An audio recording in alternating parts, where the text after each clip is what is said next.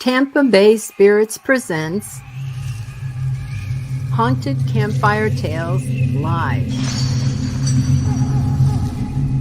Welcome. Gather around the fire. Get comfortable, but not too comfortable. The true ghost tales are about to unfold. Hi, welcome to the campfire. I'm Rob. And I'm Joan. I'm Les. I'm Beth. I'm Robin. And I'm Jess. And we're really glad that you're here. We're glad to see you. We're missing some people that we usually have in the audience. Like I said, Joe Conjal has the flu, and so he can't watch. And George Desmukes just had surgery on his leg yesterday, and he's not in any shape to watch. But we love your comments and love to hear from you. Marjorie says she's glad she's here too. I'm glad I'm here too. I'm glad you're here. Sure. Yes.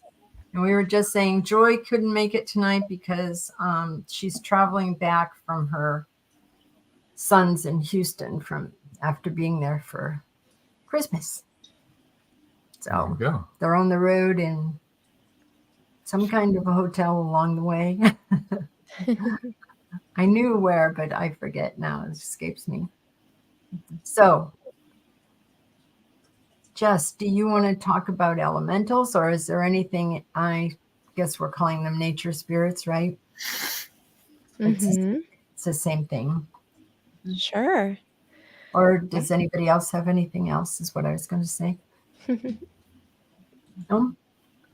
Okay. I did some research, but I figure after Jess does her thing, I could ask some questions. Okay. She always does all the deep dive. Deep dives. Yeah, this was an interesting one to deep dive into because there's so much. So obviously we're just going to like kind of dip a toe in today because it's too expansive to be able to cover everything. But they're found across so many cultures, all across the world. In ancient Greek lore, they're referred to as nymphs or nereids. And they're like a personification of nature. And they're usually depicted as a maiden, a female, and they're linked to certain places or landforms.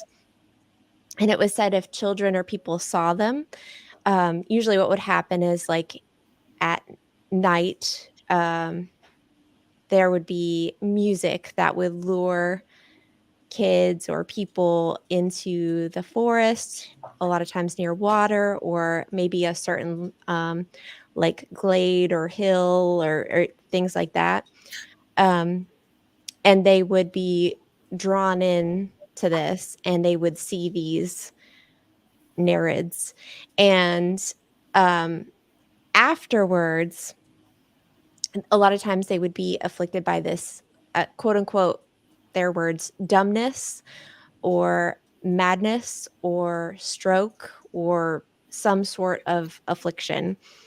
And so if people in ancient Greece suspected that their child or loved one's illness was caused by nereid, they would say a prayer to Saint Artemidos.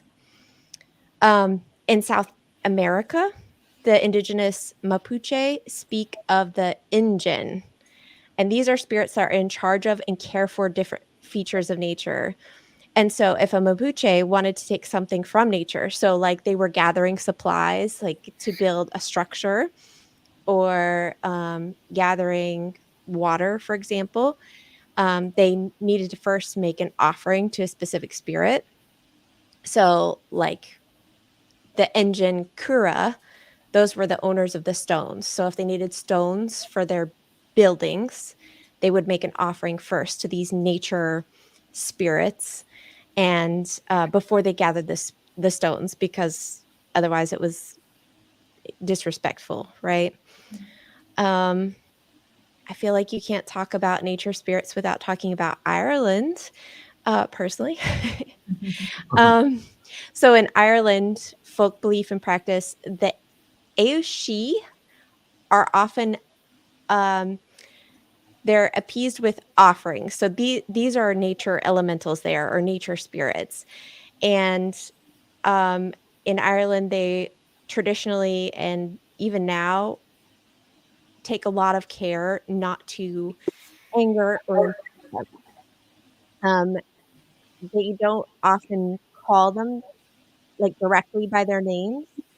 They talk about them as their good neighbors or the fair folk or the folk. Um, their names that they give them are the Aishi, um, or the Dunshi, and it means literally the people of the mounds. Um, and the Aishi are generally described as stunningly beautiful. So people are like attracted to them and they're drawn in by them, but they can also then turn to be like terrible and hideous and scary. And they're seen as fierce guardians of their abodes, which I found this really interesting when I was looking into this lore. Across so many different cultures and time periods across the world, it commonalities in what um, they believed about these spirits, right? So um, the Aishi are seen as fierce guardians of their abode. So it could be a fairy hill or a fairy ring, which if you've ever been to Ireland, they still talk about fairy rings and you can go and look at them and they're not like a literal ring, right? But it's just basically a wooded area. Um, it could be a specific tree even. They're often associated with hawthorn trees there or a particular loch, right? So like a lake or a wood. And it's believed that infringing on those spaces would cause the Aishi to retaliate in an effort to remove the people or objects that invade their home. So I know there, I think also in Norway, they will go out of their way to build around these fairy rings or mounds or areas.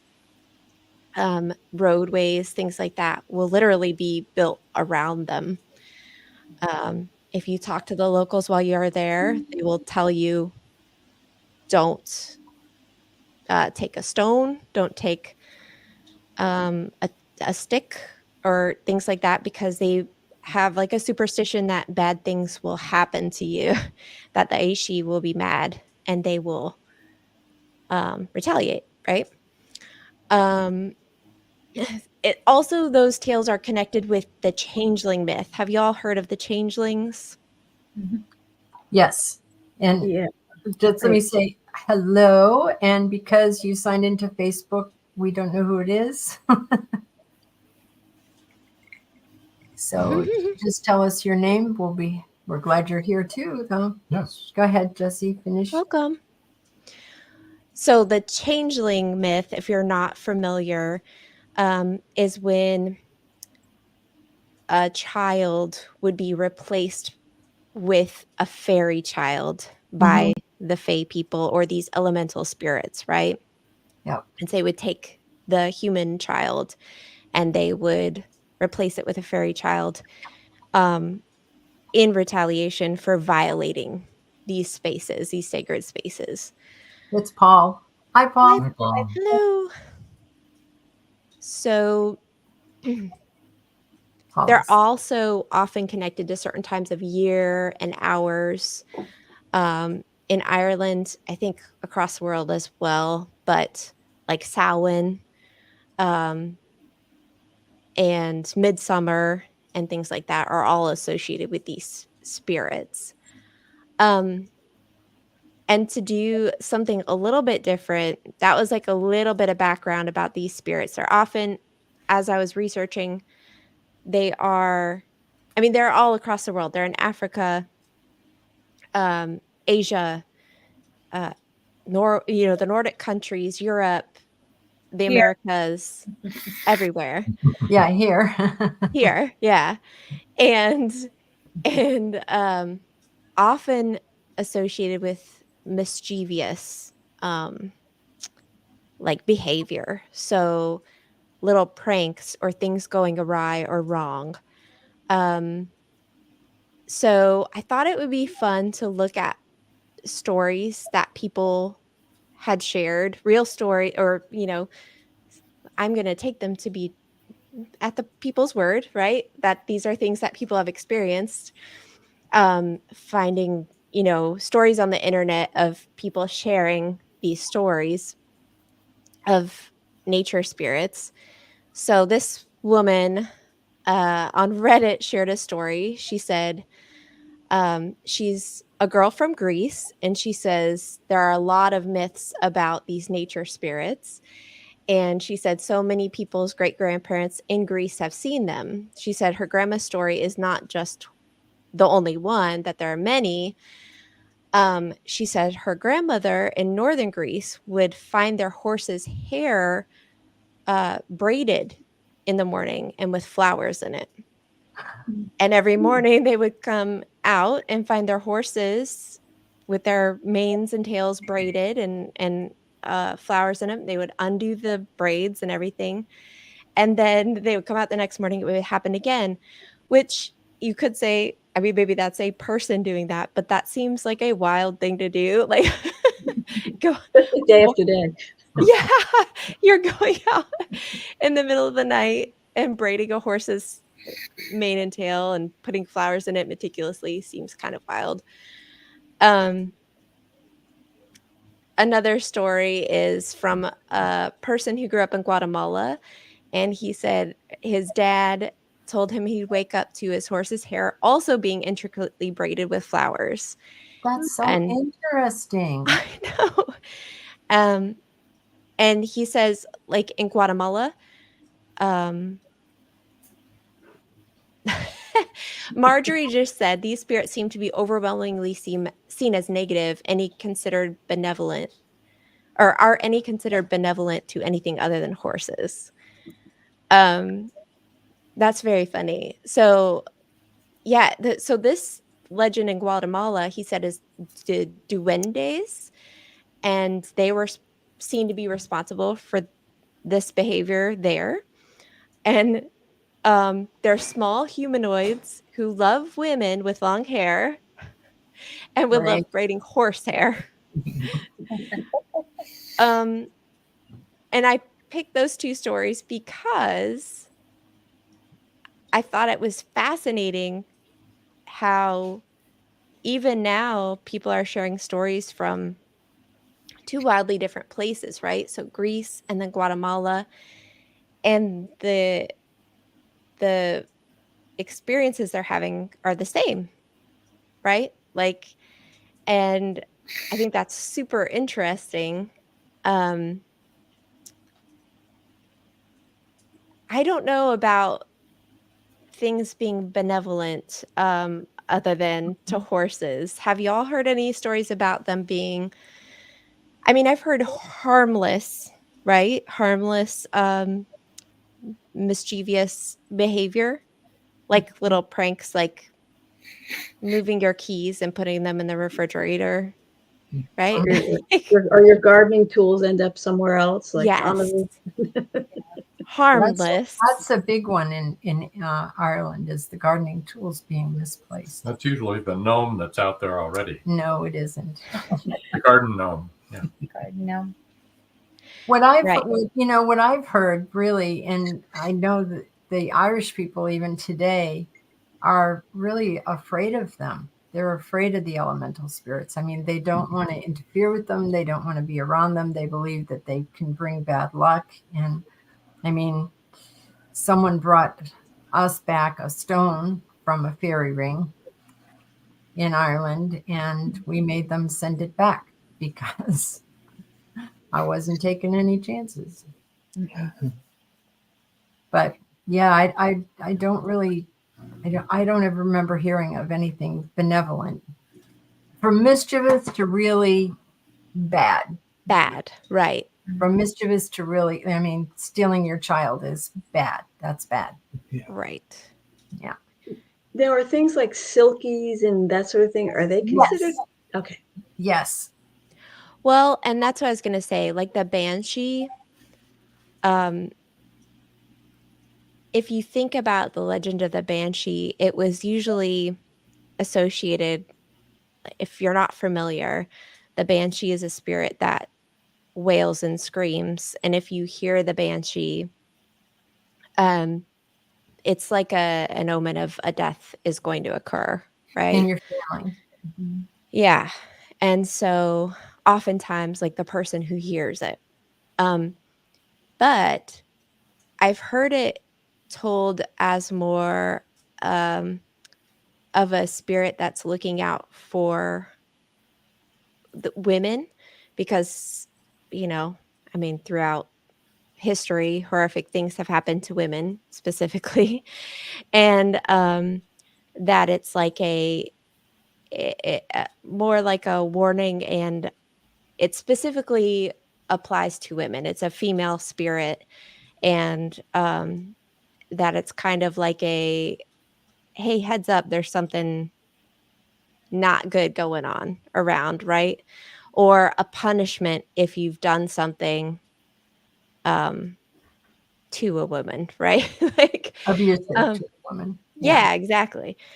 Um, so you could see that as, benevolent in a way, right? Like a protective thing, Right. or I think most of the time the nature spirits, seem to be more, protective of the land, right? Yeah. Well, Yeah. I think that I think there are specific types attached to one, a certain type to water, another type Yeah. to trees, another type, to, like earth, wind, and fire, all Yes, the elements. exactly. I think a silky is a water spirit, isn't it? That's what I Mhm. remember being told, because Yep, that's a very Irish elemental. Is the silky? Scottish. Mhm. Uh, Silky, yeah. I heard about the silky in Ireland too, but I mean, my grandmother told me about the silkies. What did you read, Robin? Oh, I actually, I'd read a story that had Silkies in it. Oh, That's why I was asking. Mhm. But I had been reading about, you were saying about gnomes, and there were four different, I don't remember what culture it is. I was going to write this down and I got sidetracked, but there were gnomes, urinines or something like that, and um something with an S, and then something I couldn't pronounce at all, but they were Yeah, connected to, like you said, the elements mm-hmm. themselves, like earth, wind, fire, and Yep. water. And I think, but it seems like there's more than just one associated with a particular element. Yes. Whereas the absolutely. one article I was reading just was listing like one for each. But I also saw some others where they were naming, yeah, other nature spirits associated with water or fire or what Mm-hmm. have you. So yeah, I'm learning The more. undine is a That's it. That's it. That's what.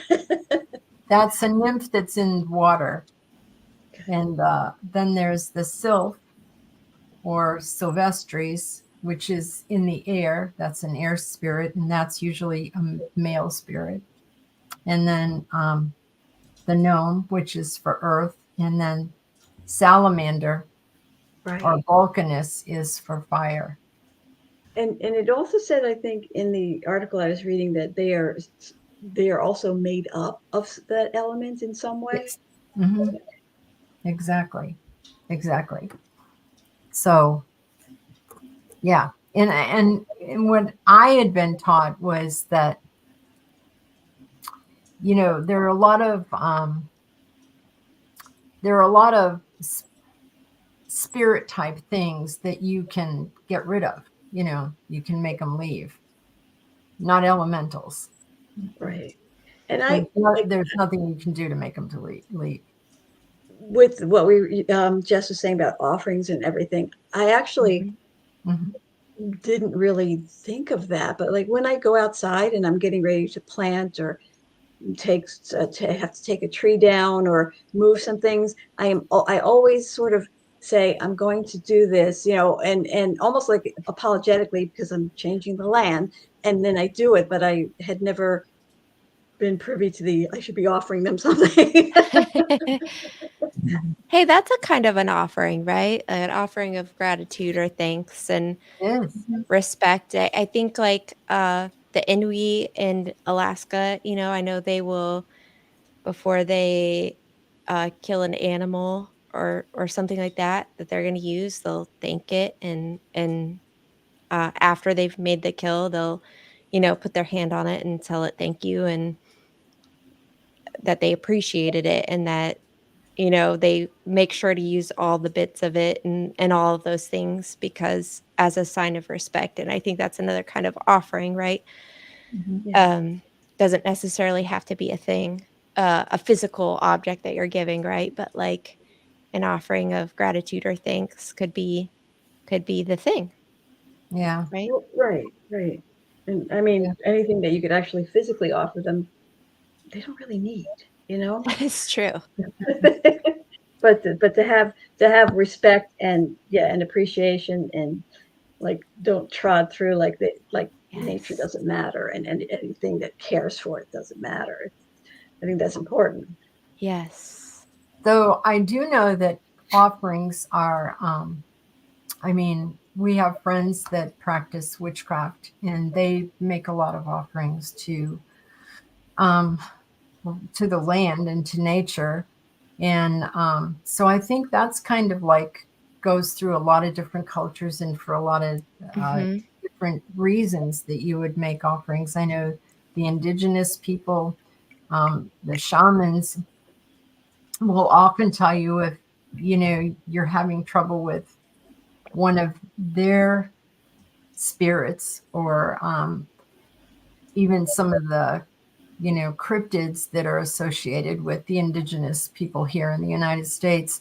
They tell you what kind of offerings to give them, to make peace with them, and to cohabit with them peacefully. And going It's back to what interesting. Robin was saying, that there are Mhm. different um associated with different parts of nature. So the offering might be different for whichever thing that you are dealing with, right? So like what I was talking about with the mapuche, if they were gathering water for something as opposed to rocks, the offering might be different, depending on what Mhm. we're doing. Yeah, yeah. It's fascinating. I mean, I know for a fact that in Ireland, people really are respectful of Mhm, nature spirits and don't want to make them angry. mhm. And I've also been told that the banshee was actually a good spirit because it came and escorted the dead person to the afterlife. So not like in a negative way, like stealing a life or anything like that, but Right. So this the scream isn't really considered like what is killing them. It's their way of No, communicating, and Mhm. then they come to them and escort them. Okay. it's like a warning. Mhm. Mhm. Yep, yep. And when you think about it, that's not so scary. The No. scream though is scary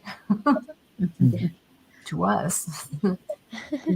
I've never heard the banshee, and I've had family members die, so I'm glad. Well, we have a story. Oh, Yay. Hey, and I don't know if I've told this on the podcast or not. Stop me if I have. But several years ago, we went to a private investigation, and it was actually friends of ours' home in Tampa, and she was having a lot of trouble in a room that she had her laundry facilities in, and she would go in and she just felt like something was watching her all the time. It would play tricks on her. The machines wouldn't work sometimes, and then they would work. Lights would be turned off while she was in there trying to work. And it was really upsetting her. She was just getting tired of it, a little scared, but it was more of a nuisance. And very spiritual family. And her husband had actually practiced using a scrying mirror. So, and for anyone who doesn't know, a scrying mirror is a blacked out mirror that you look into, meditate into, and hopefully their hope is that a spirit will communicate through this mirror. Something I would never do personally, because you just don't know what's coming through. We took several photos in that room, and one of the photos came out, and I wish I had it now, but it was the image or reflection or image in the mirror of what looked like a gnome. And it was about 2-3 inches tall. And it wasn't like a cute little garden gnome. It did have that shape, but the face just didn't look happy. He was kind of Not a angry. friendly little Menacing. garden gnome. Yeah. Yes, that was our first. We were there. I had picked up on the word elemental. Didn't know where it was from, but I hear things. I'm very auditory, so I hear things, and I heard the word elemental. But once we reviewed those photos, we were absolutely shocked to find this little creature as a reflection in this black scrying mirror. So there was really nothing we could do for her except to say, he's just playing tricks on you. Maybe when you go in, say, I'm just doing laundry, and then I'm going to be leaving and out of your way. And maybe just trying to have a little communication and see how that worked. Because we weren't able to help her, except the fact that she felt like she wasn't going crazy.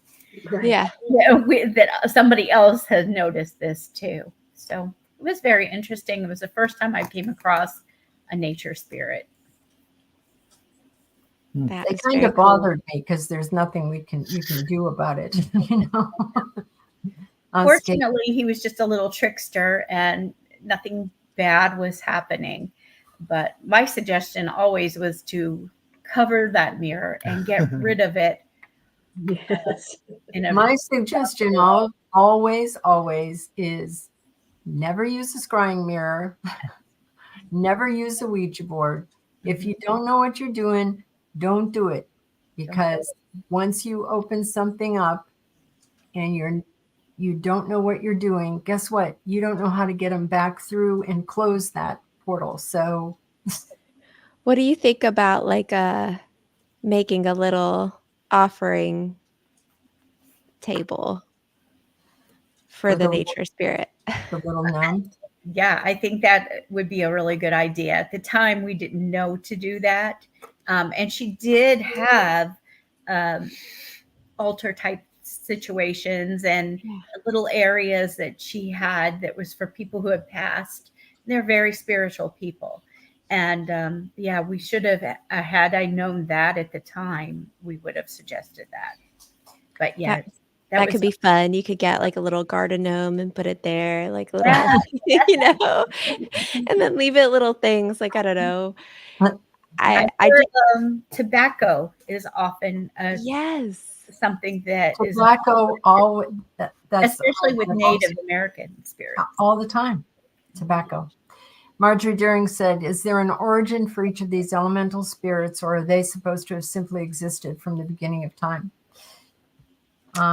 I don't know if there's an origin story. I had always been told that they had always been there, or at least before, us. Yeah.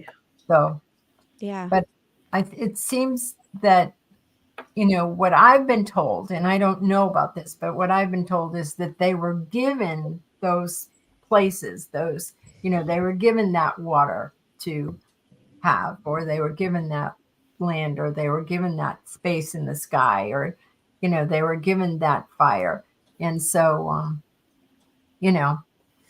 then we came in and tried to take it. So that's what I've been told, and that you can't get rid of it.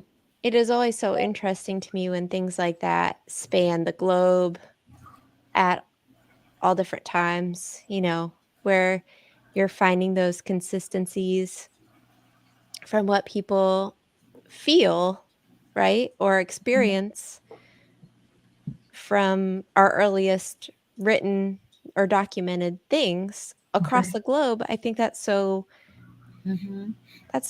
interesting to me and It's telling. Yeah, telling. Jinx. The same Exactly. oral stories, passed on. Yeah.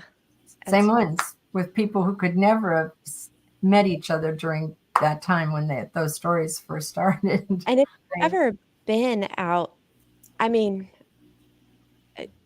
we went to Ireland when our son, who is 11, he was just over a year old. And we drove around and we would just pick a spot on the map and we would drive to it and get out and walk around. And Ireland was very cool in that way because you could do that.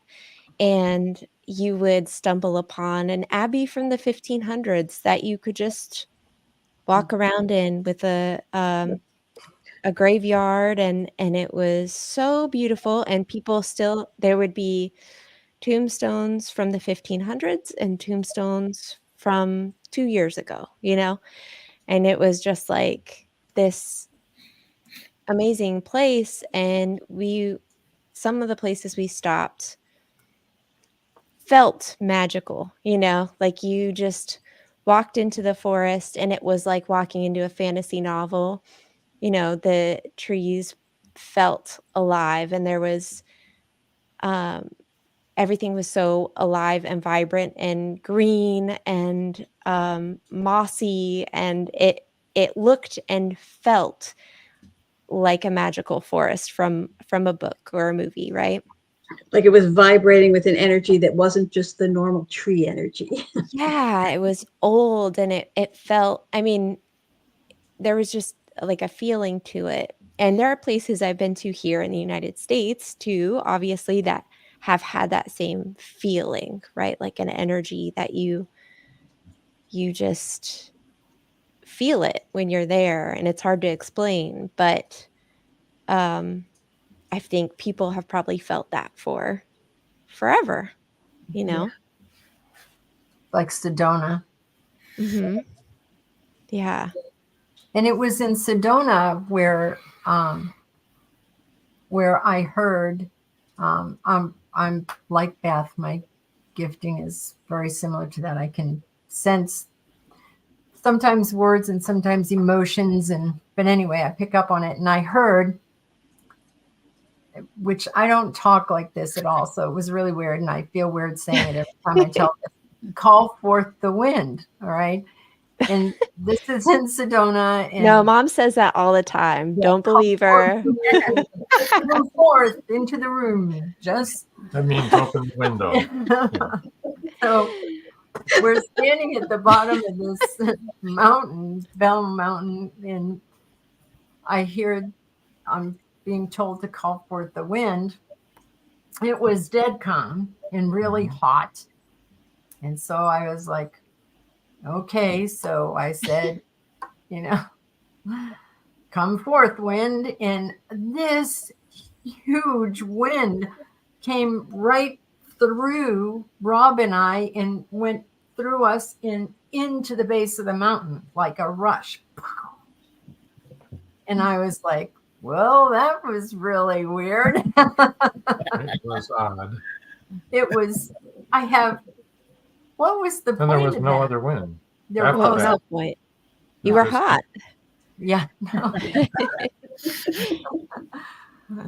But I don't know, what that was all about. But I feel like it was an elemental spirit. I feel like it was a nature spirit. And I don't know. I think maybe it was a blessing or something. I don't know.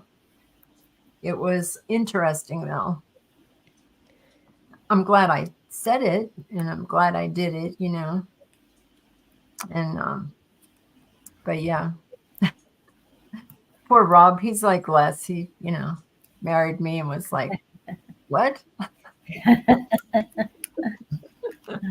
Do you all think sometimes like it's a movie, like a clip from a movie?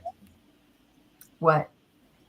My what? Things like when you get visions or whatever, do you see like, Oh, do I see it as a clip from a movie or Has that something ever like that. happened to you? Yes. Yeah, me A too. little bit. Does My that happen to sister you? does Kat? all the time. Yes. That's Okay. how she sees things.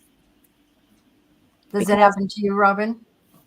Yeah, yes. And also I was just thinking, because my brain kept going, I was thinking to the fact that now, because of technology, how somehow we've gotten also attuned to that, and how I always know when I hear a text who it's from before I go and find my phone. Yeah. And today I got a text and I'm like, instead of going over to my phone, I'm like, who the hell is that from? Who is that from?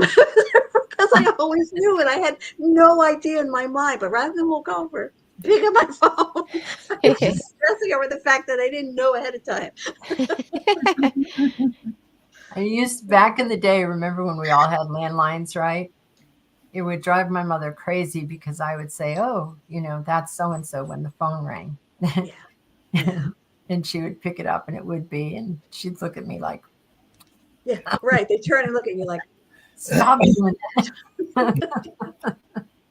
That's how I will hear things sometimes, like it's just words in my head, but Mhm. I will also see, like, when we went to that one investigation and all I picked up on was the "I'm not crazy" thing.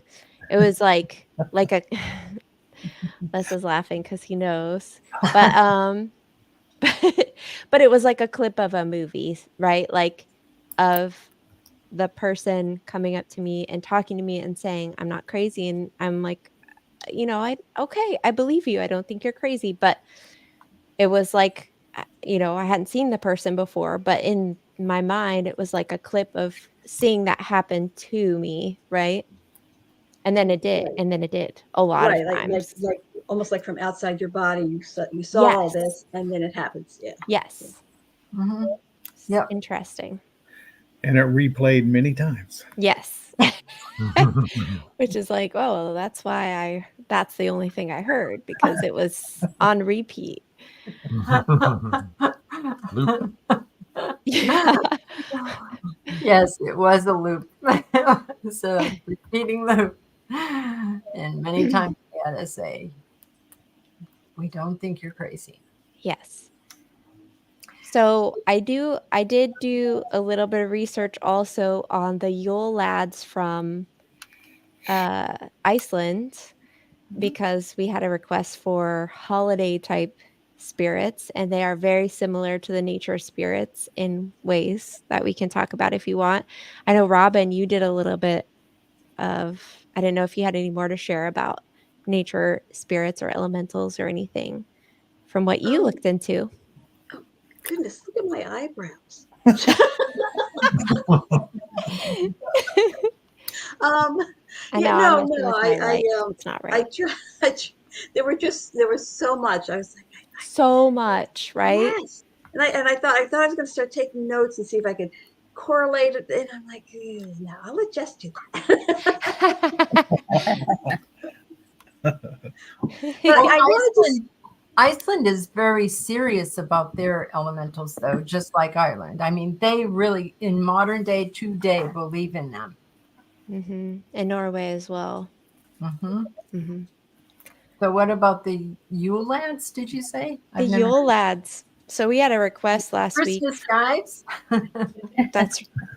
That's right. The Yule Yeah. lads. So they didn't have Christmas. I mean, Christmas. They have Christmas.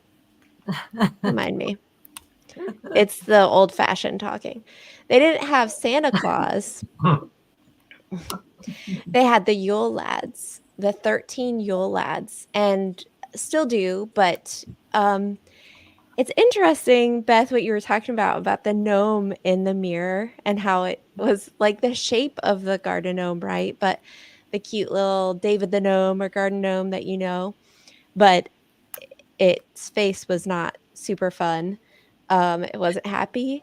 So the Yule lads are similar. So um, the 13 Yule lads are they have some wild names and they are mischievous in the way that they appear and what they do. So the first one is, in English, it's sheep coat clode, and he has wooden peg legs, and he messes with your sheep. He's Oh, yeah. no way. So Poor sheep. I know. Sheep. No He wonder we would haven't been able to find them. in the winter, in Iceland, they would keep their sheep underground under the home because it was so cold. And so if you would hear your sheep, acting up and bleeding and all that stuff, you would think that maybe sheepcoat Claude had gotten to your sheep. And so he would they get better, Robin, I promise. The next one is the gully gawk. So, okay, so as they come in Iceland, the first Yule lad comes and they each stay for 13 days, which is terrible if you ask me. But the second one that comes is the gully gawk, and he steals any milk that your cows have available. And the That's image is not terrible. pleasant. It is terrible and would be very upsetting. Only wealthy people historically had cows. And so if all the milk got stolen from the wealthy person's cow, even everyone would suffer, right? So that was very upsetting. The next one is named Stuffer, or in English, it's Stubby. And that's because he's very, very stubby. Uh, he's tiny, and he would come into your house and steal your pans to eat the crusty bits that remained on the pans. Those are the bits I like. Yeah. That me. Well, and historically, pans would be some of the most valuable things people would Sure. own because they were made of iron, and it was, like cast iron pans. And so if your pans went missing, it was very bad. The next one is spoon licker. That's what he does. Yeah, we know what he does. Yeah, that's right. He comes into your house and he licks all your spoons in hopes my that dog he does would that. get a morsel. And he was depicted as very very thin, which is not usual, right? Usually like a gnome or anything like that is usually bigger stature. And so it's funny because I was looking at this on Guide to Iceland, and they were talking about how they don't really, like, a lot of the Yule lads, you can kind of make a connection of like, okay, this one means like don't go out at night or take care of your sheep or these things, right? But like spoon Keep your licker, eye they're on like your pots and maybe they were like maybe they were encouraging children to clean their utensils, like pans. we're not really sure. Liquor will do it. The next one is pot scraper. Um and he would come and try to scrape any leftovers that were left out. Basically. The next one was bowl licker, and he is disturbing. He would lick your bowls. I've heard that even like currently they'll leave offerings of yogurt and things like that because he loves skyr, which is like the Icelandic yogurt. And he would. So I think people now sometimes, like as part of the tradition, will leave out little bowls of skyr for bowl liquor. There's door slammer. They're all And he would noisy. there, Noisy yeah, and disruptive. that's right. Mischievous, right? Like the other elementals, but he would sneak from home to home and break in and bang as many doors as he could to wake you up. I wouldn't like that at all. Mm-mm. Yeah. And there's Skier Gobbler, who is similar to Bull Licker, but he would specifically go after the skier and steal all your skier, which um, was one of the indulgences that historically they've had. Um, and it's a particular treat they value at Christmas time, or the holiday time. That's funny. There's sausage snatcher. You're making this up. And The Icelanders made this up. I think Sausage snatcher. Come I on. know. What are they And drinking? I know. he would swoop in and hang from your rafter. Like he would hide in your rafters and wait for you to cook dinner and then swoop down, which I think that was just like the kids like stealing the food and being like, it was the sausage snatcher. The next one was the window peeper. Oh no. Ooh, Yeah. Oh, these are really disturbing. disturbing little things.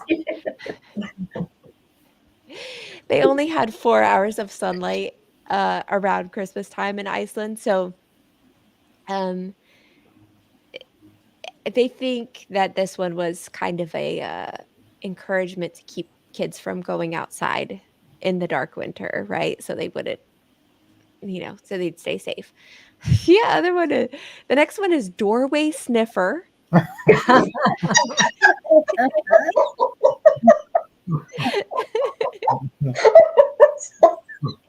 He was That's very good. I think we have some of those at the preschool. Just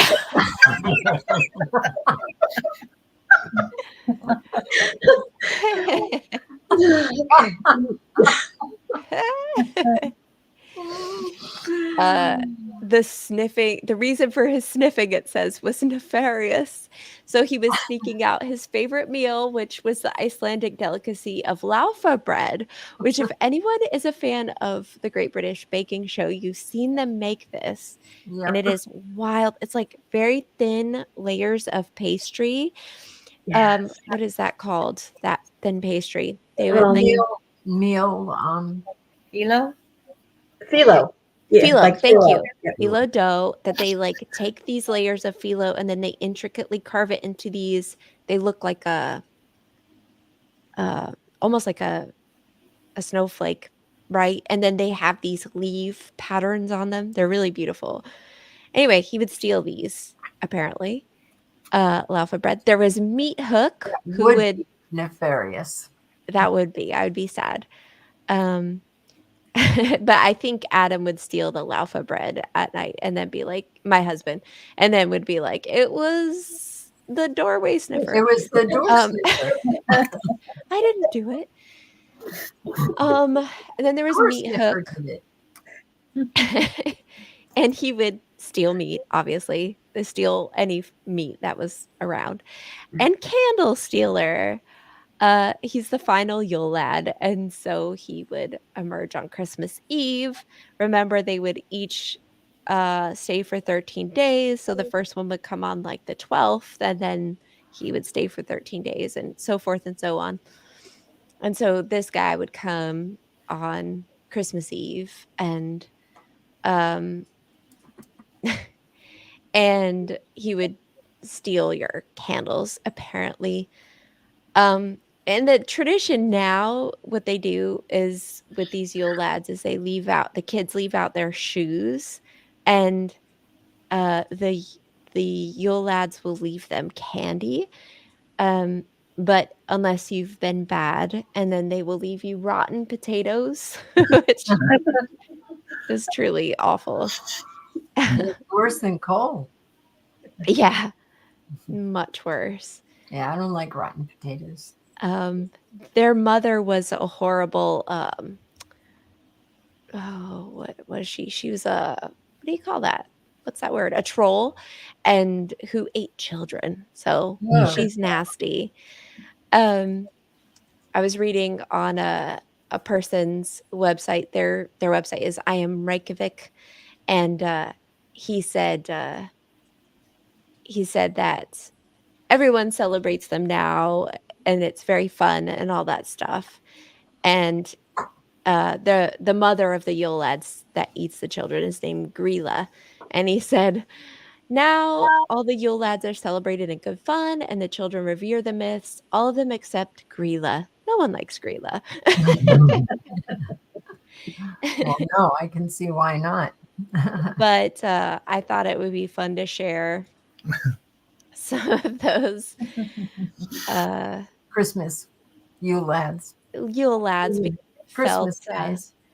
very in line with the nature spirits energy, right? And like kind of what they're known for, right? Mischievous things, and if you disrespect them or go against them, something bad happens, right? So Oh, Marjorie, that is such a good question. She said some of these elemental spirits sound cute, which all of those did, but for lack of a better word, what about the Slender Man and wraiths? Would they be considered elemental if they exist? so I have something to say about Slender Man, but I don't know about wraiths. Yeah. Well, a wraith is a spirit. Right. Yeah. But yeah, go ahead. What do you know about Slender Man? So Slender Man feels more like a tulpa to me, which a tulpa is like when people, many people concentrate. Oh, for example, some people think of Santa Claus as a tulpa, right? So like people all around the world talking about, thinking about, and believing in Santa Claus, and maybe they are creating something that people then are seeing, right? And that some sort of phenomenon that's actually happening. So Slender Man started as a creepy pasta, which if you don't know is basically online people will make up stories that are creepy and scary, just for fun online. And it's had some tragic outcomes with that particular story, because that did start as a creepy pasta, and then it was completely made up by a person online, but then it kind of got traction and people were sharing stories that they also believed that they saw Slender Man, and it's ended in some pretty tragic true crime cases. But I think of something like that more as a tulpa, where hey, if we're saying that something like a tulpa exists, maybe people are experiencing some of that now, but it was created by somebody specifically as fiction, as just a fun, creepy story to share on the internet. And then enough people put enough energy behind it and belief and thinking that maybe people are experiencing some kind of phenomenon because of all that energy put into that. And a wraith is the wraiths originated in Scotland, and it's just a name for a ghost, but it's usually a negative ghost. So it's one that is grotesque and doesn't look like a human. So it'd be the kind of spirit where they wouldn't have any eyes, just black holes and, stuff like that, instead of other ghosts that look like people. They don't look all creepy, spooky, like scary. I won't go into what some look like because you don't really need to know that. But yeah, wraiths look bad. And Isn't there also a sound associated with the wraith, a moaning or a screaming sound, like a type like the banshee? I don't know. There could be. Yeah, I think that could so. be part of the lore, Yeah. But yeah, there's all kinds of things. I've never met a wraith. Yeah. Never seen a wraith. But I don't think I've ever seen Well, I guess maybe I did. Maybe I did see that. Maybe that was an elemental there in Sedona. But other than that, I've just seen, people who are no longer living, and also so I've seen, other stuff, but negative stuff. Well, before we go into the Christmas spirits, Yeah, you have some stories that you Yeah. want to share. just one. Does Jesse, do you still have a story that you wanted to share? I do. Coworker? Yeah. Wait a minute, Marjorie Sure, Deering but says, I sweet. sure do know how to bring the party down, don't I? Sorry. You don't have to be sorry. A wraith is a real thing, Yeah, it's okay. It's a real thing. And it's, good to ask questions about it. But, we were part of a deliverance team. So the yucky stuff I was talking about are demonic things. So seen those. And then I've seen, people that are not scary. They're usually okay. You want to tell your story now, Jesse? True You ghost. got it. True ghost story. Finally. Yes. So this is from a coworker, and she said, as they were growing up, she has a sister who's 2 years younger than her, and in the house that they grew up in, they were told that there was a preacher who lived there before them and had died in the master bedroom. And she said she and her sister had a very odd experience. Still, her sister will swear by it as well. But they were awake in the middle of the night, and down the hallway, they saw a silhouette of a man. And he started slowly walking towards them.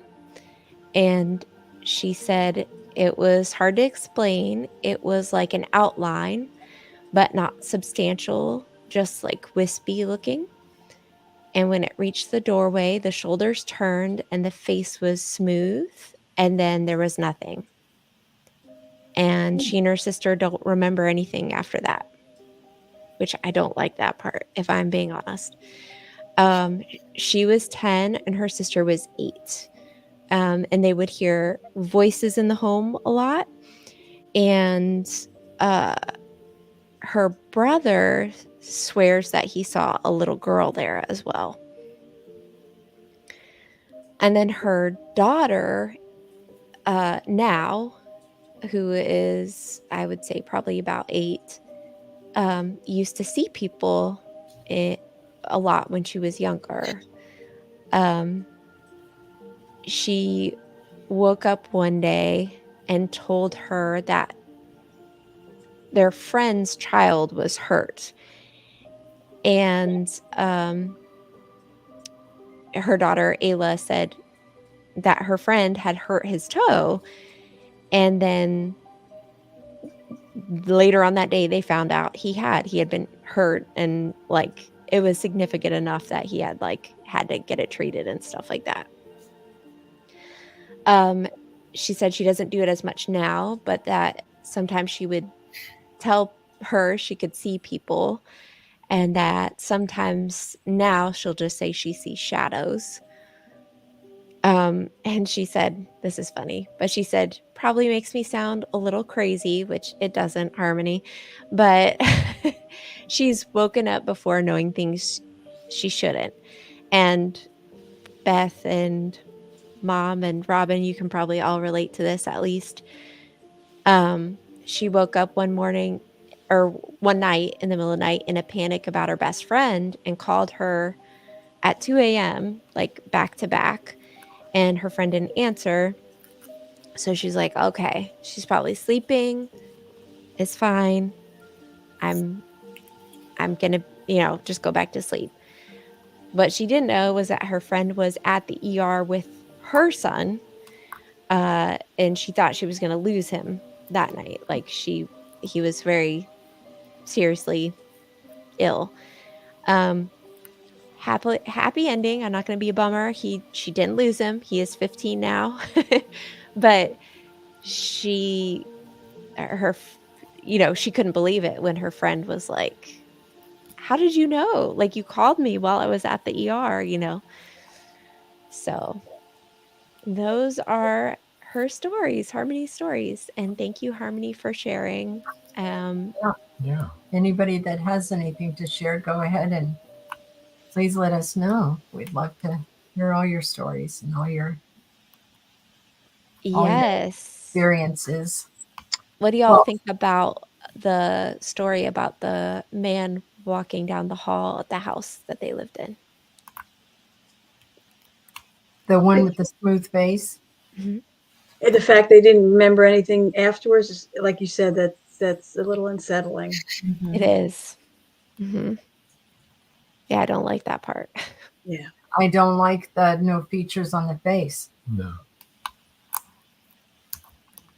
That's what I'm saying. I've seen people and then Mhm. I've seen other things, and the other things usually don't look like people. So that's not a good sign. Just Sounds saying. sounds like they had stuff going on though. Her Oh, for real? brother saw a little girl and they would hear voices. Yeah. They needed somebody to come in and investigate, bring their sage. Yeah. My best friend that I grew up with, her grandson. No, yeah, it was her grandson. So it was later on. He was in the house where she lived. It was an older home in Camden in Delaware, and he used to go and sit on the steps and start talking like crazy. He was pretty young, like maybe 3. And she'd ask him who he was talking to, and he'd go, "The man on the stairs." He kept telling her there. And he did it repeatedly until she moved out of the house, where she could, and it wasn't frightening. I mean, he didn't seem afraid. He was just carrying on a conversation with the man on the stairs. Did I think as children, I think there's no one has told you yet that you can't. Yeah. So I think you're more receptive to experiences like that. And then as you get older and people are like, "Stop, don't want to hear," and but as a kid, I think you just are more open to it, more because no one has said to you, "No, no, no, they don't exist," or "No, no, no, you can't see this or that, or hear this." You just do. It's just, you're a kid. I wish I was, well, I mean, I still see and hear things, but sometimes I wish I was a kid for another reason. did she did the child describe what the ghost looked like? I don't know. She never said if he did or not, but he just would say he was talking to the man on the stairs, and he would point up the stairs, like Our daughter not all the way up, but like a couple of steps up above where he was above sitting. him. Yeah, our daughter Patricia used to sit on the stairs and talk to Mr. Ghost. That's what she called him. And he would sit like 2 steps above her. And he wore a white top hat and a white suit. And she called him Mr. Ghost. And I didn't think anything of it. I thought that she was just that she just had an imaginary friend. Patricia had a really good imagination, and I thought she was just using her imagination. And I am a person who sees and hears things, but I didn't pick up on it at all. And then years later, I don't know if any of you ever watched The Ghost Hunters, but Yeah. Jay Hawes said that around that same time, he was doing investigations all over the country of children who were seeing that man in a white top. Really? Yes. Wow. Isn't that crazy? Yeah. Hmm. And I Really? said, my daughter saw him and talked to him. Yeah. Wow. So I don't know what that's all about, but if you listen to a lot of ghost stories, you're always going to hear about a lady in gray or a lady in white, right? Yeah. Right. Late. There are certain things that just seem to, and I don't know what that is. And I wonder too, because I mean, we don't know what is on the other side or whatever. There's no reason to assume that someone has to stay in one place. Oh, What, no. Yeah, yeah. they could pass from place to place to place to place. Sure. Who knows why? I never felt like, I mean, for some reason, spirits will choose to stay in a place, but I think that others choose to travel, to Mhm. move from plane to plane or place to place, or however it works. Just Well, one time Jesse and I were or Trisha, the daughter I was just talking about, we were doing an investigation at Fort Mifflin in Philadelphia. And we actually spoke with two separate entities that had been there, imprisoned there.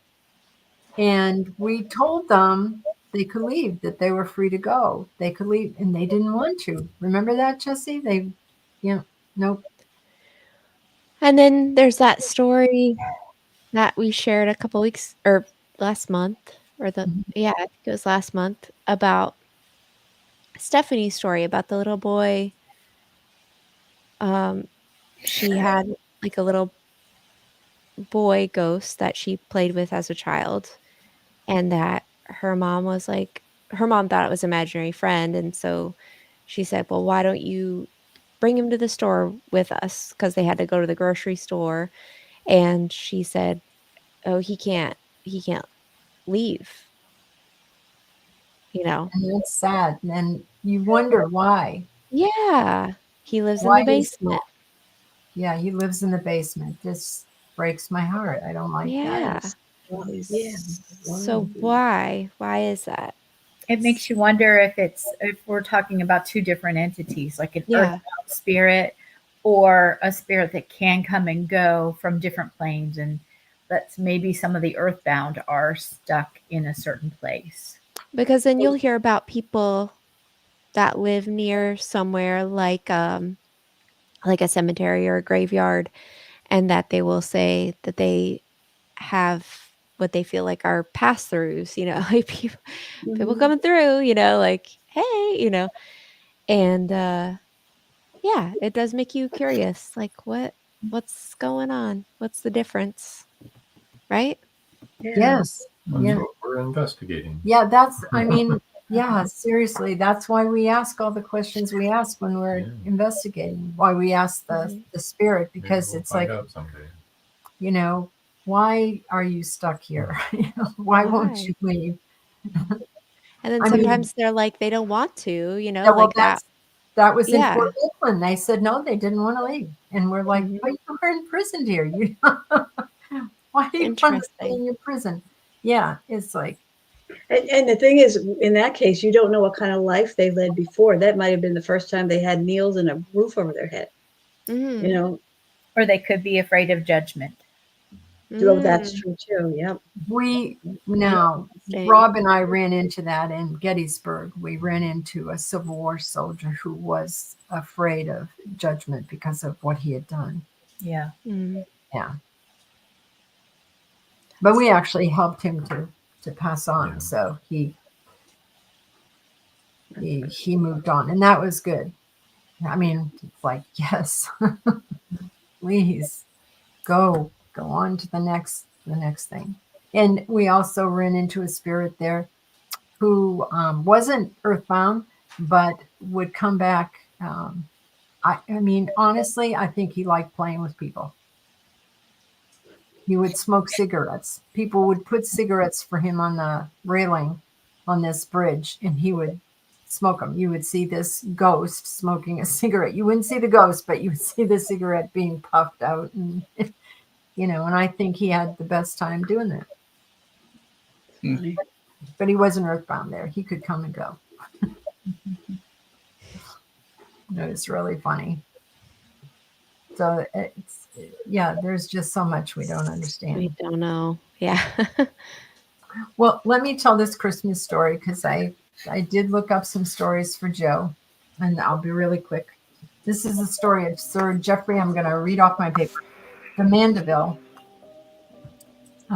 He held the title of Earl of Essex and was a prestigious European landowner during the 1100s. Because of his title, he had great influence over royal politics at the time. However, when a debate emerged regarding the rightful heir to the throne, which you know that happened all the time, right? He chose the losing side and was promptly stripped of many of his assets and excommunicated from the church. So, during his excommunication, Sir Geoffrey was slain on the battlefront. And because of his exile, he wasn't allowed a proper Christian burial, which meant his spirit was trapped here in the earthly realm. Many people believe, and apparently Sir Geoffrey believed that because he continued to roam. However, before he passed, he cursed all the people that took properties that he owned, stating that they should never be taken away from him. Ruin would befall the betrayers. And every 6 years on Christmas Eve, he and a headless dog, don't know where the headless dog came from, would haunt the lands draped in a red cloak. And even to this day, ever since his demise on Christmas Eve, people have reported hearing strange sounds and witnessing the hazy image of a headless dog breaking through the fog, accompanied by a knight in full armor wearing a red cloak. It wasn't quite the Christmas ghost story I was expecting. Such a typical English ghost story, I You're like, think. It's really, Jacob Marley. No. yes. That headless dog. I don't want to know. Why is this Well, dog was he? headless? Maybe he was on the battlefield with the dog. Maybe. I Maybe. hate that. Yeah, I know.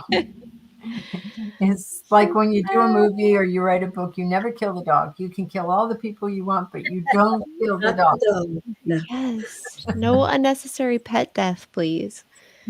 Exactly. Well, Yes. I actually wanted to, well, not to interrupt it, but go back to the elemental thing.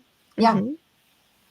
Years ago, when I lived in South Jersey, I woke up one night. It was like a little bit after midnight, and I heard all this laughter outside, like it sounded like little children, and it was pitch black, and it was like racing back and forth around the house.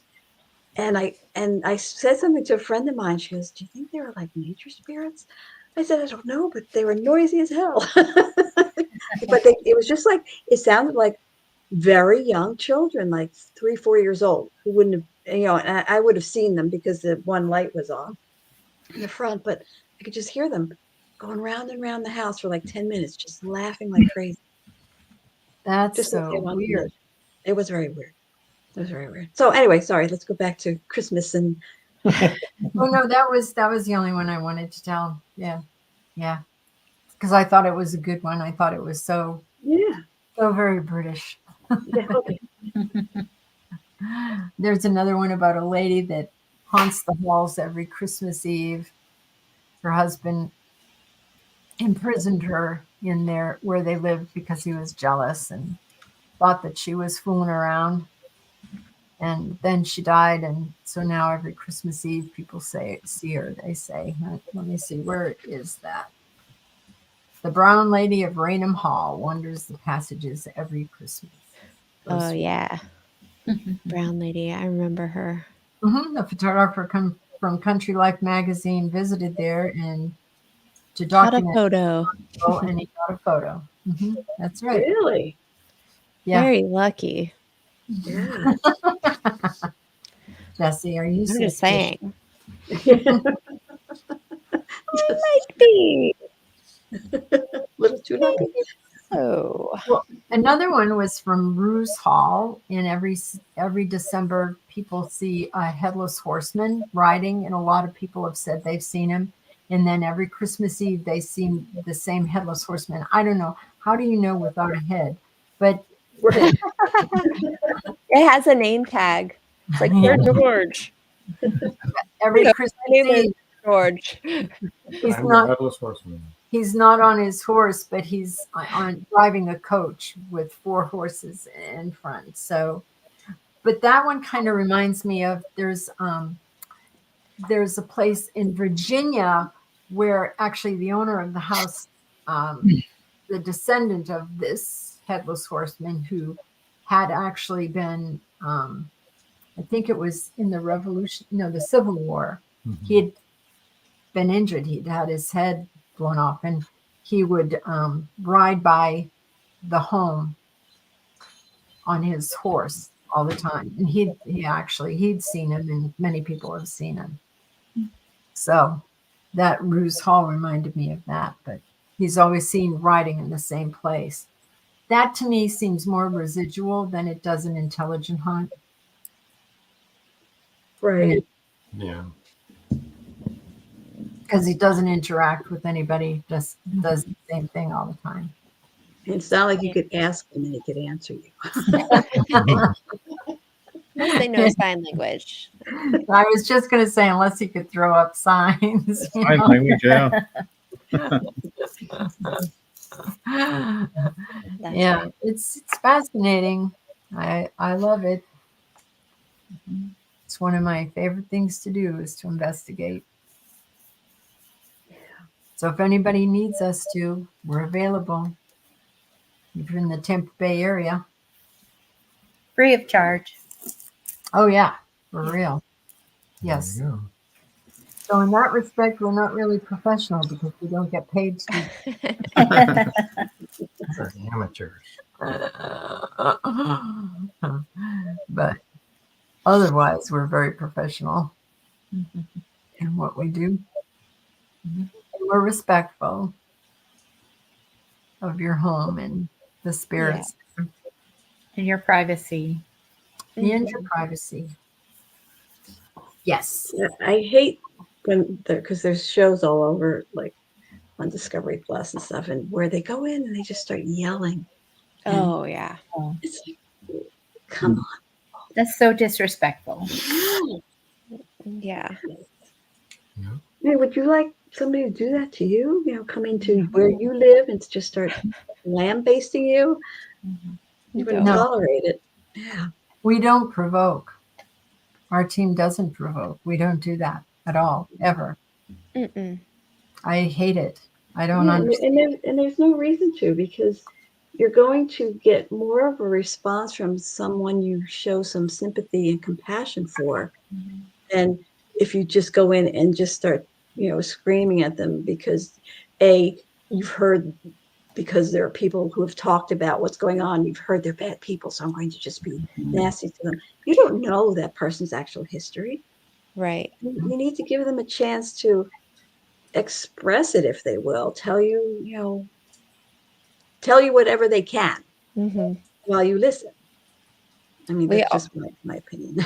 Agreed. Beth opens every investigation by saying, we're here to bring you in respect and to respectfully speak with you. And so, And here are our guidelines of what we expect, and we want to be respectful to you, so be respectful to us. So if something crosses that boundary on that we've set, we'll correct that, right? But it doesn't involve yelling. Right. right. And sometimes, people don't mind being touched or whatever. The last investigation we were on, I had somebody touch the back of my hair, and one of the docents that was there saw me grab the back of my head after I just said, "Oh, I feel a very strong male presence here." And she said, "Yeah, he's always pulling the back of women's hair." So, but that was okay. I didn't mind. If I minded, I would have said, "Hey, knock it off." No touchy. I don't want someone to yank my head like that. Sometimes when you feel uncomfortable around spirit, you start feeling pressure or pain. And a lot of times that's just spirit trying to tell you a story about how they passed or what part of their life was like. And that happens from time to time. And often we will just ask them to back off. I understand, what you're trying to tell me now, please back off. And still, it's not. And I think that a lot of times people will take that as an act of aggression when it's Right. really just a form of communication. Yeah. Just I like agree. an animal can't verbalize things, right? And so they communicate sometimes with their mouth, right? Like they nibble on you or whatever to tell you, hey, stop petting me or whatever. They might chomp on you a little bit. It's kind of like that, where that's their form of communication because they can't use words. And if a spirit is trying to communicate but can't verbalize it, they might use that form of communication, right? So Right. It's a physical act that they're hoping will get through to you. exactly. Well, like at your school there, Beth, in the hall, you know, um, and I forget now what happened. Did I start coughing? Mhm. Yeah. Yeah, Yep. I started coughing. I felt a presence there, and I started coughing. I said, "It's really weird." And Beth said that she knew exactly which entity it was because that was how he communicated, was with the coughing, because that was how he passed from something like that. But it was really funny because I didn't know that. I'd never heard that story before or anything, but that's his way of communicating. But you said he's a very gracious, kind person, right? Yes. And helpful. And He'll open helpful doors for us. when your hands are full. Our hands are full. He'll open doors. Pretty handy. Very much so. It's like having a butler ghost. Ghost That's funny. But, I think he just enjoys being there where you are, Beth, Yes. And I think when we use that room, that's when we're putting on shows with the children and family events and that type of thing. And I think he really enjoys all of the energy and the life going on in there. That's when we seem to notice him the most, is during those setups and cleanups. We're doing those things. Yeah, that's nice. It is. It really is nice. I think sometimes some of the spirits too, like we were talking about the elementals. I think also there are spirits that are like mischievous spirits that are not elementals, like the Pukwudgie from the Wampanoag tribe in Massachusetts, that kind of thing, which there's a whole lore about them. And I know that we were investigating in Tuzagut, Arizona, and the rangers there, it's a national monument, and the rangers there said, oh, that they had this entity there that they called Charlie, and he always knocked on the window every morning before they'd opened up. Well, the window is over the side of a cliff, so there couldn't actually be anybody standing out there. And they had said to us, can you see if you can, find out anything or talk to him or anything like that? And so then we were investigating, and we were in a different hall in where the bathrooms were. And we ran into a spirit there that was like a trickster spirit. And he liked to, and we talked to him about this afterwards, he liked to lock people in the restroom. He liked to close the door, and, they would try to open it to leave the restroom, and the door would be jammed shut. But he wasn't ill-mannered or anything like that. He was just playing little jokes on people. Haha, you can't get out. And then he'd let them out. I mean, he didn't scare them or anything like that. But we ran into him too. So they were like, yeah, that happens all the time. People say, couldn't open the door. And it, and it opened outwards. So they should have been able to open the door. Right. But so I think there are a lot of little trickster spirits like that too. And I don't know if that's a person that was like that in life or if it's actually a trickster spirit, because a lot of indigenous people have lore about trickster spirits that just do mischievous little things.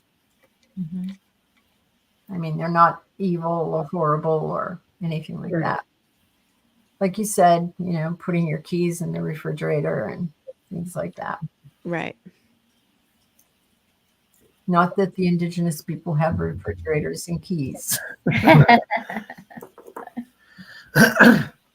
you know what I mean. Yeah.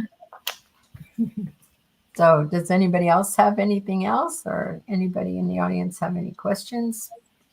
We're happy to answer them if we can. Love questions. Hmm.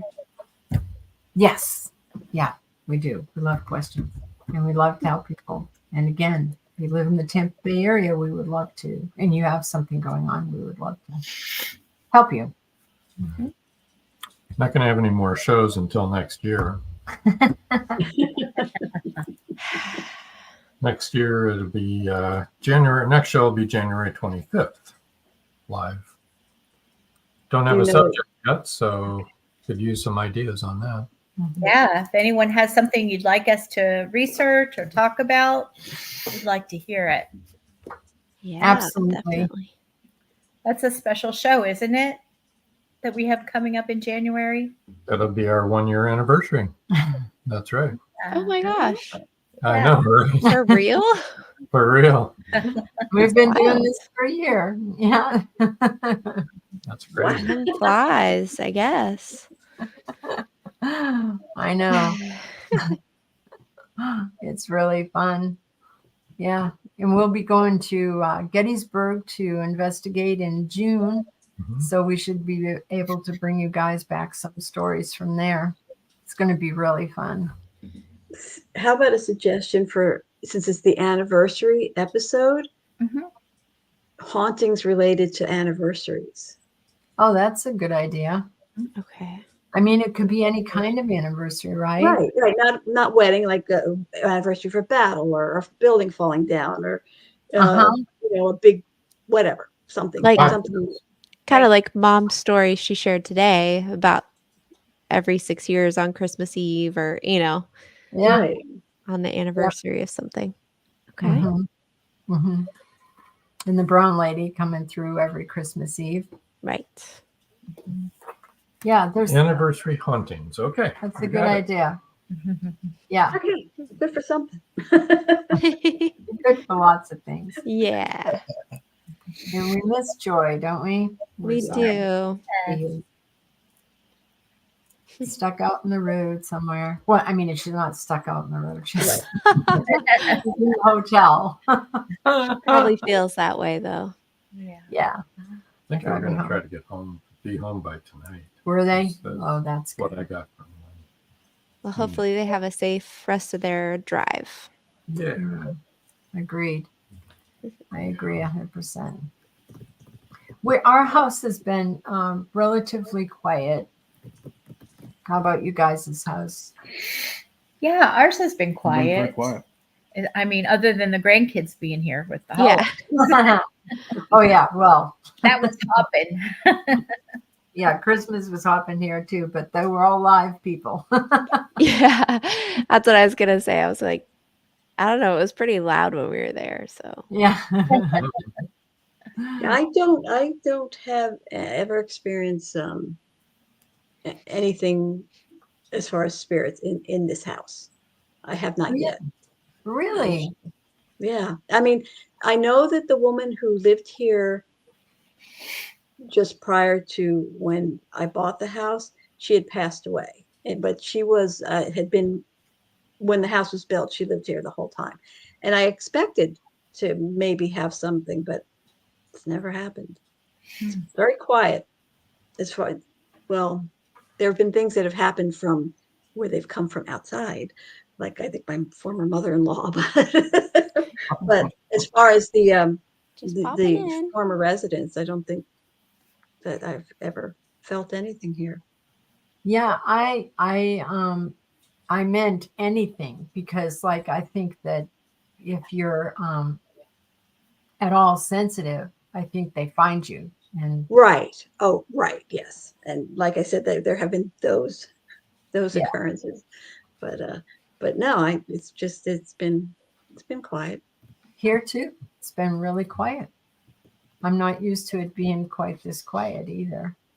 We have some kind of spirit that absolutely loves to take my spices from the RV and do something with them and then bring them back after I kind of chastise them, like, it's happened 3 times now. Making It's stew somewhere. Barbecue. oh, I'm telling you. And some of those spices are expensive. It's like, this is not funny. We're talking real money now. Bring it back. But it happened one time, oh, maybe a year ago, and then it's happened 2 more times. It just happened again recently when we went on our last trip, and I was like, oh, this is getting old. It's no longer funny, you little trickster, whoever you are. And I don't know who that is or why they're doing it. Maybe it's an elemental. Yeah. Where is the you said it was from the RV? Where is it parked? Is it the same place all the time? Because maybe it's something from that space. Well, it's Long ago. but I bring the spices back into the house because I don't, I don't want to leave food in the trailer to track Right. little creatures that are living. So it will be like we will be camping, and I have certain spices that I bring in, have little racks that they go in, right? And then every time when I'm then unpacking the RV and bringing the stuff back in, it'll be at least 3 jars of spices will be missing. Huh. That's weird. Maybe it is an elemental. Maybe it is. It's very strange. And then when we go to pack up and, repack the RV, then they'll be back. Interesting. Weird. Wow. I get very frustrated because I'll have things happen like that. I know I have something. I've taken it. I've deliberately, because sometimes I think I'm just forgetful, place it and stare at it and say to myself, this is where it Yeah. is. You go to look for it later, and you go to look for it later. And it's like, where is it? And I'll go nuts, like run around the house, and then I'll go back there, like I'll give up and say, I'm not going to, kill myself worrying about it. You go back later and there it is. Right? And that's what happens with the spices, because, when I'm packing up the RV to come back home, and they're there, and it's obvious that they're there because they fit into these little racks. So you can Right. see all the bottles are there. And then all we've done is drive from point A to point B, right? And go to bring it back in the house, and there's 3 bottles missing. And you're like, come on now. And they're nowhere in the RV. It is. It's very weird. Very weird. Very funny. Ha ha. Really funny. And I don't know who's doing it. That's what's really driving me crazy. It's like, who is it? Why are you doing it? But yeah, if it is some kind of elemental, that would make sense that I wouldn't know who it was. But it happened once, and I thought, well, okay, that was odd. But now it's happened two more times. It just happened on the last trip, and I was like, and I was already frustrated because we love this one state park in Georgia. It's called Crooked River State Park, and it's just really beautiful. It's on a river that empties right into the ocean, so it's right there, also near the ocean. And it's just a very pretty state park, and you have really large campsites and everything. And so we went there, and we were all excited because for the first time we were able to reserve the campsite, our favorite campsite, for a whole week, that we could get to stay a whole week there. So we got there, and we no sooner got there, and had only been there 2 days, and all of a sudden there were all these wind warnings and danger, and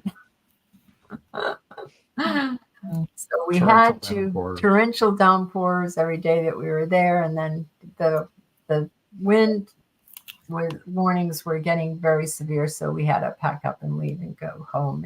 And the wind was really, really bad after we left, so it was a good thing that we did. But that was the last time that we missed the spices. So I was in no mood to mess around with whoever was doing it. This is not funny. I'm frustrated already. I don't need you messing with my spices, little bugger you. I wonder what would happen if you tape them down. Would something else go missing then? Could be. I have actually, one of my daughters gave me like a putty kind of thing to tape them down. You'll frustrate whatever's taking them, and next thing you know, you'll be missing like my best shirt is gone. Then I'm having to untape it every time I want to use a spice while I'm cooking. Go for a walk and come back and the trailer's gone. That would not be good. Or you could just make a little offering tray. A spice. See if that works. Yeah. Like put some cinnamon sticks in there, right? Yeah, a little dish. Say, these are yours. These are mine. That's right. But I'm keeping the smoked paprika for me. You can have the regular paprika.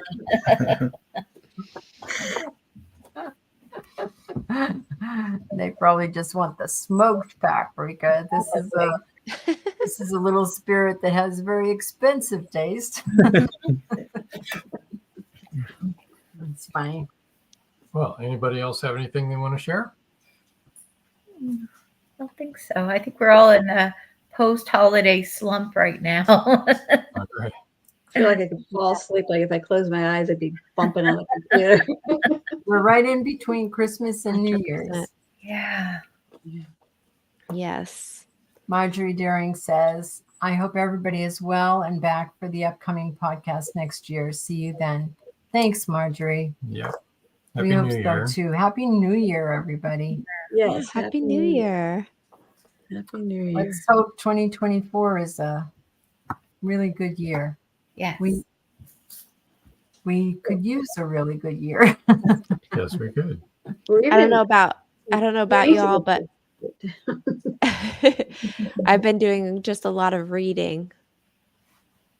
Just with the weather, it's like been colder here in Florida, so just lots of like just putting on a fake fireplace on the TV and reading books. I've been cuddling with the dog and watching Harry Potter. Yes. Perfect. That sounds good. That is perfect. Yeah. Rob and I watched a movie today. What was it called? I don't remember. Oh my gosh. I have to look this up every time. I can't remember the name. I'm trying to forget it. Actually. I know. Leave the World Behind. Leave the World Oh Behind. yeah, we saw that. On Netflix. Did you? Oh Yeah. my gosh. I mean, that's with Kevin Bacon and Julia Roberts and Ethan Hawke. And I mean, it had a really good cast. And I like kind of horror, dystopian, all kinds of. For a while it went around okay, but then I don't know what happened to it. I think the end was a little disappointing for most people. You think? We got to the kinda end like and you were like, that. I like those What? endings. I do. Do you really? I really do. Yeah. When I was in school, we had to read this story called The Lady or the Tiger, right? and you don't know which door the hero opens, whether he opened the door to the lady or the tiger. So you don't know. So you have to figure that out on your own. And I didn't like that. I don't write. Oh, like was it like an ambiguous ending, like the end of Inception, where you're like, oh, is he in a dream or not? No, I don't think it was ambiguous. It was just nothing was resolved. Yeah, nothing was resolved. I think it was left for you to decide what Imagine. might have happened. There's going to be a second season to that. So, There or is? second There movie. is. There was, didn't you? No. Okay, never mind. Thinking of something You're else. thinking of School Spirits. There's going to be a Okay. second season to that, All right. which that one was good. I liked that. That was really good. Did you watch that, School Spirits? Oh, have to watch that. It's really, and the end of that I liked very much. There's nothing ambiguous about it. You knew exactly what happened. You were like, son of a gun or son of a biscuit. That's what happened. But oh, I really felt like that was 2 hours I'd never have back. It made you think, though. It made you think about a lot of stuff. I liked it. I think my cousin just watched that. Dark. And she told me I should watch it. So don't tell me how it ends because I'll have to Well, it Um, doesn't. You It weren't. doesn't. Don't tell me how it doesn't end. We're still watching it right now. This is the Be movie prepared. that never ends. Well, I just found out Barack and Michelle Obama, along with a couple other people, are credited as executive producers for that movie. Ah, Really? Now I'll have to watch it and see why. yeah. Well, we have the Obamas to blame. I thought it was thought provoking. Okay. I'll have to check it out because she recommended it. She told me to watch it. So Yeah, our daughter and her husband in California told us we had to see it. It was wonderful. But So Beth we all really do liked what it. They said. I really liked it. It scared me, but I liked it. okay. Okay. I'll have to Yeah, watch the it. scary part was really, really good. There were There's a there lot of- were a lot of elements in it that were really good, and it really. Julia Roberts was in it. Did I mention that? I don't think Yeah, I think he did. Yes, you did. because it was really a good cast. I thought, all of those people I like, Ethan Hawke and I forget the name of the other actor. He's really great. I can't remember his name. He was so good. So there was a lot of good acting. The photography was incredible. And some of the things that happened were really, really well done. It was just the ending I didn't like. That's all. Kevin Bacon was in it. Yeah, who is the black actor though? He's Ma- really, I can't remember his Mayor name. Shala Ali. Stella. Ali. He's He's really good. Ali. He's really good. So there were a lot of elements in it that were really good that you were like, wow. And a lot of it could really happen tomorrow. Right, Beth? Yes. Yes. So, I mean, it's I not didn't like, see it. He oh, you saw- didn't see it? You watched it. I did. You just said we watched that, so I assumed the we was less. I didn't care for the ending. That's what I said. Yeah, I'm with you. They put it all out of his mind. Don't care for the ending. No, I didn't watch it. I didn't So, watch Robin, you're gonna have to watch it, and then we can talk about it because there's so many good things in there that it. Okay. that were so well done, and you're just like, oh my gosh, and so I liked it, that part, and then it ended, and I was like, I call foul.